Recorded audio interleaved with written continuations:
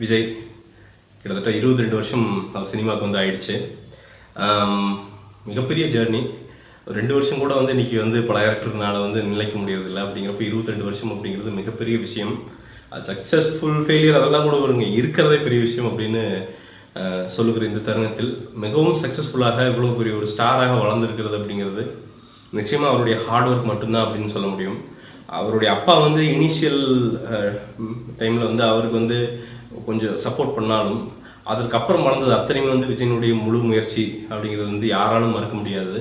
அதுவும் இப்போ ஒரு 5-6 வருடமாக அவர் கதை செலெக்ஷனும் சரி, அவர் ப்ராஜெக்டை கம்ப்ளீட் பண்ணுகிற வேகமும் சரி, அதே மாதிரி பிரச்சனையை அணுகிற விதமும் சரி, எல்லாத்துக்குமே வந்து ஒரு மிகப்பெரிய ஆச்சரியத்தை வந்து ஏற்படுத்தி இருக்கிறது.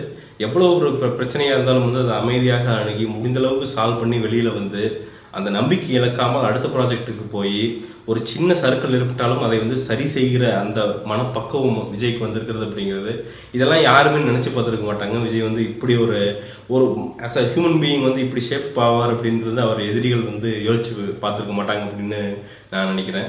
ஆனால் இன்னைக்கு அவர் ஹேண்டில் பண்ணுகிற விதங்கள் அப்படிங்கிறது பார்த்தீங்கன்னா சினிமாவில் அவருக்கு எதிரிகளே இல்லாமல் போனாலும் போய்விடும் அப்படிங்கிற அளவுக்கு வந்து எல்லாத்தையும் ஹேண்டில் பண்ணுகிறார். எல்லாத்தையுமே ரொம்ப ஸ்மூத்தாக ஹேண்டில் பண்ணுறாரு. பர்சனல் லெவலில் பார்த்தீங்கன்னா ஒரு 2-3 பேர் அவரை நல்லா தெரிஞ்சவங்க எனக்கு தெரியும். எதுவுமே வந்து ரொம்ப ரெக்வஸ்ட்டாக தான் சொல்லுவாராம், வர முடியுமா ப்ளீஸ், இதை பண்ண முடியுமா எனக்காண்டி. அவ்வளோ பெரிய ஸ்டாரு அப்படிங்கிறப்ப வந்து கொஞ்சம் அதட்டல் துணியில் கூட நிறைய விஷயங்களே பண்ணிடலாம், பட் பண்ண மாட்டார். அதே மாதிரி ஒரு கமிட்மெண்ட்டு, ஒரு ப்ரோக்ராம் அப்படின்னா அந்த ப்ரோக்ராம் பார்த்தீங்கன்னு வச்சுக்கோங்க, திடீர்னு இவர் கேட்காமையே வந்து விஜய் வருவார் அப்படின்ட்டு வந்து அனௌன்ஸ் பண்ணிடுவாங்களா ஒவ்வொரு தாட்டு. கேட்பாரு, கேட்டுட்டு இப்படி பண்ணிட்டாங்க பிரதர் என்ன பண்ணுறது அப்படின்னு கேட்டால், இல்லை வேண்டாம் நான் வர வேண்டாம்லாம் சொல்ல வேண்டாம், போயிடுவோம்.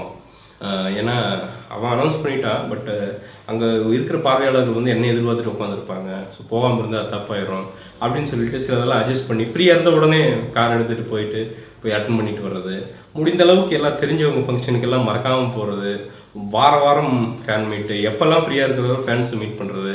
ஒரு ஃபேன் வந்து அவருக்கு ஒரு சின்ன கான்ட்ரிபியூஷன் பண்ணியிருந்தாலும் சரி, ஃபோன்லேயோ இல்லை நேர்லேயோ கூப்பிட்டு வாழ்த்தி ரொம்ப தேங்க்ஸ் அப்படின்னு பர்சனலாக தேங்க்ஸ் சொல்கிறது, இதெல்லாம் வந்து ஒரு ஸ்டாருக்கான ரேர் குவாலிட்டிகள். இன்றைக்கெல்லாம் அது பண்ணுறதுக்கு வந்து ஆட்கள் இல்லை. ஒரு 2-3 பேர் மேலே வந்து ஒரு 4 பேர் சொல்லிடலாம், அவங்க தான் இருக்கிறாங்களே தவிர மற்றவங்க யாருமே வந்து இல்லை. அப்படிங்கிறப்போ இதெல்லாம் தான் விஜயனுடைய இந்த வளர்ச்சிக்கு வந்து மிகப்பெரிய காரணம் அப்படின்னு நான் நினைக்கிறேன். இன்றைக்கும் வந்து விஜயை பொறுத்த வரைக்கும் வந்து பிஸ்னஸ் வைஸ் பார்த்தீங்கன்னா ஒரு 65-70 கோடி ரூபாய் ஈஸியாக பிஸ்னஸ் ஆகும் இன்றைக்கி விஜய் படம் அப்படிங்கிறது. இன்றைக்குமே வந்து துப்பாக்கியோட அந்த கலெக்ஷன், அந்த லாப பர்சன்டேஜ் தான் வந்து இன்றைக்கி கோயம்புத்தூர் மாதிரி ரீஜன்லையும் இன்றைக்கும் அது டாப்பு, கிட்டத்தட்ட ஒரு 4-5 வருஷமாக.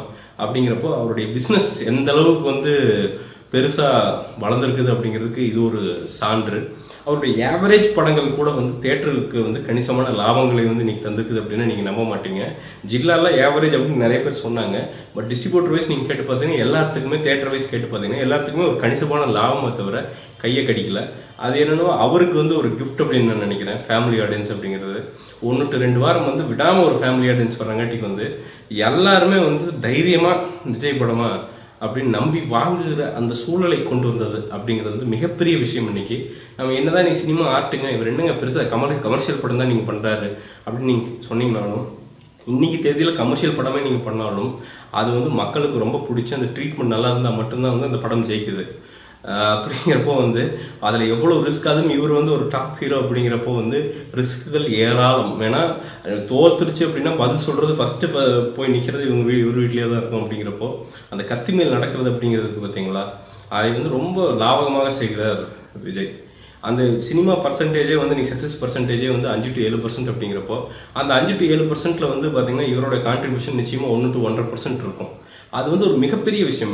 ஆஸ் அ பிஸ்னஸ் சினிமாவை நீங்கள் பார்த்தீங்கன்னா ஒரு சினிமாவில் வந்து கிட்டத்தட்ட 3000 பேர் வந்து 3000 குடும்பங்கள் ஒவ்வொரு படத்துலையும் இன்வால்வ் ஆகிருக்கு. அப்படிங்கிறப்போ ஒரு சக்ஸஸ்ஃபுல் படம் வர்றப்போ அந்த 3000 குடும்பங்கள் வந்து நல்லா வாழ்கிறாங்க. அதுபோக இன்டெரக்டாக அதில் வந்து நீங்கள் பல லட்சம் பேர் வந்து அது போய் சேர்ந்து அது வந்து லாபமடைய செய்கிறது. அப்படிங்கிறப்போ வந்து Vijay is good for cinema. அவருடைய இந்த பாதை அப்படிங்கிறது வந்து ரொம்ப தெளிவான பாதை.